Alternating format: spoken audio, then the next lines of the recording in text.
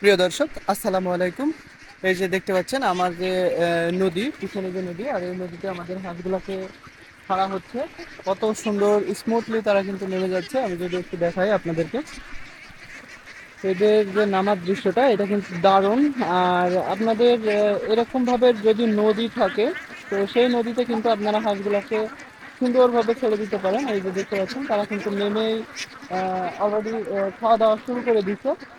যদিও এখানে বেশ কিছু খাবার আছে, আপনাদের যদি দেখাই, একটু শালা আছে, প্লাস যে গুগলিগুলো আছে ছোট ছোট, এই ছোট ছোট গুগলিগুলো কিন্তু এখানে ভরপুর আছে। আমি যদি আপনাদেরকে একটু দেখানোর চেষ্টা করি, তাহলে নিশ্চয়ই দেখতে পাচ্ছেন। এই যে এই হাঁসগুলা কিন্তু এখানে প্রচুর পরিমাণে গুগলি বা এটা সেটা কিন্তু তারা খাচ্ছে। হুম। আর এইভাবে কিন্তু আমাদের যে হাঁসগুলা, এই হাঁসগুলা হাঁসগুলা কিন্তু এখানে খাওয়া দাওয়া করে ঠিক এরকম ভাবে। আর সকালবেলায় তারা গোসলের জন্য মূলত নিচে আসার জন্য খুবই চঞ্চলতার সৃষ্টি করে। তো অবশ্যই আমাদের হাঁসগুলা দেখতে পাচ্ছেন তারা কিন্তু কতটা সুন্দর, সুস্থ সবল। হুম। আর আজকে আমাদের হাঁসের বয়স 2 মাস 10 দিন।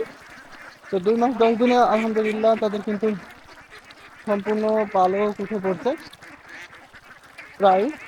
অনেকে বলেন যে পালক উঠতে লেট হয়, বা 2 মাসের হাঁস কেনার সময় পালক তেমন ওঠে না।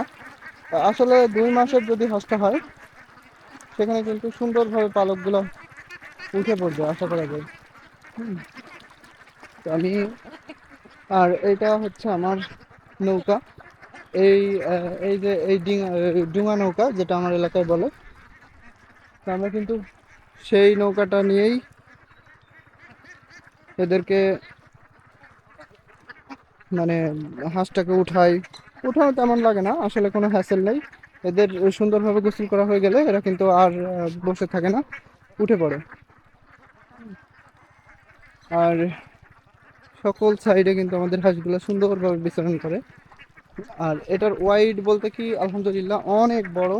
আমাদের এই যে নদীটার ওয়াইড, এটা মূলত ভৈরব নদী, তেমন কোনো স্রোত নেই, বিশেষ করে হালকা একটু স্রোত আছে। যেহেতু ওই সাইডে বাদ দেওয়া আছে, আর এটা হচ্ছে আপনার মোটামুটি ইন্ডিয়ার সাথে সংযুক্ত। হুম। আর যেহেতু ইন্ডিয়ার সাথে সংযুক্ত, এখানে তেমন কোনো বাঁধেরও সিস্টেম নেই। এখানকার যে ওয়াইড এবং পরিধি অনেক বড়। সাথে আমাদের ওই সাইডে, বিশেষ করে নদীর ওপারে অপোজিট সাইডে আরেকটা গ্রাম, আর এদিকে আমাদের গ্রাম। আর নিশ্চয়ই আপনারা একটা জিনিস লক্ষ্য করছেন কিনা জানি না, নদীর যে দুই সাইড, এই দুই সাইডে কিন্তু মাঠ বলা চলে। আর এই মাঠ থেকে আমাদের কিন্তু হাঁসগুলা কয়দিন আগে শিয়ালে তাড়াচ্ছিল। তো অবশ্যই এখন শিয়ালের উপদ্রব একটু কমে যাওয়ার কারণে আমরা নিশ্চিন্তে কিন্তু ছাড়তে পারছি। আর শিয়ালের উপদ্রব বলতে কি, কয়েক জায়গায়, যেমন আপনাদের যদি দেখাই, এরকম যদি সাইডে আপনাদের মাঠ থাকে বা এরকম ভাবে কোনো কিছু থাকে, তখন কিন্তু আপনারা একটু ছাড়ার ক্ষেত্রে, হাঁস ছাড়ার ক্ষেত্রে একটু আহ, বিশেষ সতর্কতা অবলম্বন করবেন। কারণ এই সাইড দিয়ে সবসময় তো দুই সাইড দিয়ে ঘোরাফেরা করবেন, তাহলে হবে কি, কোনো ধরনের শিয়াল বা কোনো কিছুর আক্রমণ এদের কিন্তু হবে না। আর একটা জিনিস, হাঁস বা যেটাই বলেন না কেন, যে খামারে থাকে, যেমন আমি খামারে যেহেতু সব সময় তাদেরকে দেখাশোনা করি, তো সেহেতু এরা কিন্তু আমাকে দেখে তেমন কোনো ভয় করে না। আর এই জায়গাতে যদি একটা অন্য নতুন মানুষ থাকতো, তাহলে কিন্তু হাঁসগুলা সেই লেভেলের ভয় করতো এবং তারা খুব দ্রুত পানিতে নেমে যাইতো। হুম। তো আমি সেদিক থেকে বলবো, যারা এরকম ভাবে নতুন খামারি আছেন, তারা অবশ্যই এই জিনিসটা লক্ষ্য রাখবেন যে শিয়াল বা কোনো ধরনের প্রাণীর উপদ্রব যাতে না হয়, কারণ এইটাতেই ক্ষতির সম্মুখীন বেশি। আর আমার হাঁসগুলা কিন্তু এর আগে একটা ব্যাপক পরিমাণে ক্ষতি হয়েছিল জাস্ট শিয়ালের আক্রমণে। হুম। তো অবশ্যই আমাদের নিয়মিত ভিডিওগুলো দেখবেন।